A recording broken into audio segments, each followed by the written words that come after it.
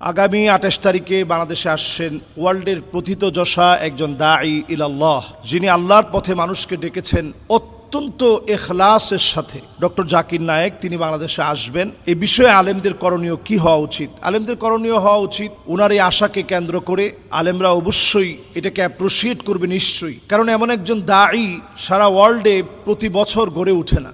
শতাব্দীর ভিতরেও কখনো এমন দাঈ পাওয়া যায় না। আমি আল আজহার বিশ্ববিদ্যালয়ে যখন সবেমাত্র ছাত্র হয়ে গেলাম, আমার পরিষ্কার খেয়াল আছে তিনি আল আজহার বিশ্ববিদ্যালয়ের একটা দাওয়াতে কনফারেন্সে তিনি এসেছিলেন এবং সেখানে বক্তব্য রেখেছিলেন। আল আজহার বিশ্ববিদ্যালয় ওনাকে দাওয়াত করে নিয়েছিলেন ওয়ার্ল্ডে দাওয়াতি কাজের এই অবদানে ওনাকে স্মরণীয় করার জন্য, সম্মানিত করার জন্য। তো আলহামদুলিল্লাহ ওনার বিনয় আমি একেবারে কাছ থেকে দেখেছি, ছাত্র জমানা থেকে। উনি ওনার একেবারে হোটেলে ডেকে নিয়ে একেবারে স্বাভাবিকভাবে কথা বলছেন। আমি কাছ থেকে ওনার পোশাক দেখেছি, একেবারে খুব সিম্পল সাধারণ পোশাক তিনি পরেন। সাধারণের ভিতরে যেটা সুন্দর হয়, অনেক সময় সাধারণ থাকার ভিতরেই সৌন্দর্য ফুটে ওঠে। তো ওনার মতো একজন বিজ্ঞ প্রাজ্ঞ দাঈ, যিনি Yajurveda, Rigveda, Samaveda, Atharvaveda, Smriti, Shruti, Upanishad, New Testament, Old Testament সম্পর্কে খুব ভালো জ্ঞান রাখেন, নাস্তিকদেরকে বিতর্কের মুখে চমৎকার জবাব দিতে পারেন, সংশয়বাদীদেরকে মুখের উপর চমৎকার জবাব দিয়ে তাদের মুখ বন্ধ করতে পারেন, এরকম একজন ব্যক্তিত্ব হচ্ছে ডক্টর জাকির নায়েক।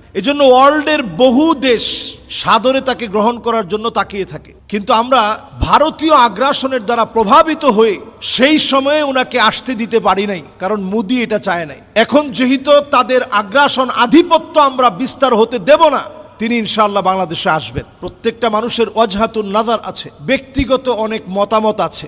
সব মত যে আমার মানতে হবে তা না। আমি ওনার সাথে নামাজে দাঁড়িয়েছি, আমার ছাত্র জীবনের কথা বলছি, ওনার সাথে আমি নামাজে দাঁড়িয়েছি, আমি দেখেছি উনি নামাজের ভিতরে নাভির একটু উপরে হাত বেঁধেছেন। আবার যখন কনফারেন্সে গিয়েছি সেখানে ওনাকে দেখেছি। এরপরে আবার তাবলিগের মারকাজে তিনি গিয়েছেন। যারা ওই সময় আমার সমসাময়িক ছাত্র ছিলেন তারা সবাই বিষয়টা জানেন, উনি তাবলিগের মারকাজে পর্যন্ত বয়ান করেছেন। ওইখানে তিনি মারকাজের বয়ানের ভিতরে উনি একেবারে নাভির নিচে হাত বেঁধেছেন, তাহতা সররা, নাভির নিচে হাত বেঁধেছেন। ভাই, ইখতিলাফের তো দরকার নেই। এই জন্য ওনার অনেক ওয়াজহাতুন নাযার, যেগুলোতে প্রশ্ন করা উনি তেমন পছন্দ করেন না, এইগুলো বাদ দিয়ে কম্পারেটিভ রিলিজিয়ানের উপরে তিনি যে খিদমত করেছেন, এই খিদমতকে হাইলাইটস করার চেষ্টা করেন। এই বিষয়ে তিনি যে খেদমত দিয়েছেন, শতাব্দীতে এমন খেদমত কল্পনা করা যায় না। আল্লাহ তাআলা এমন বিচক্ষণ ওনাকে বানিয়েছেন। তো এই জন্য উনি আসতেছে, এটা আমাদের জন্য নিঃসন্দেহে আনন্দের বিষয়। আমরা আনন্দের সাথেই ইনশাআল্লাহ ওনার সেমিনার যেখানে যেখানে হবে, যদি সুন্দরভাবে এগুলোকে প্যাট্রোনাইজ করা যায় এবং অর্গানাইজড ওয়েতে যদি সাজানো যায়, তাহলে সাজানোর পর আমরা সেখানে যাব ইনশাআল্লাহ, অংশগ্রহণ করব, কথাগুলো শোনার চেষ্টা করব। এবং এটা অমুসলিমদের জন্য বড় একটা মেসেজ হতে পারে দিন কবুলের জন্য। অনেকে হয়তো দিন কবুল করবেন ইনশাআল্লাহ। এই জন্য এই দাওয়াতকে আমরা ছড়িয়ে দেওয়ার চেষ্টা করব ইনশাআল্লাহ।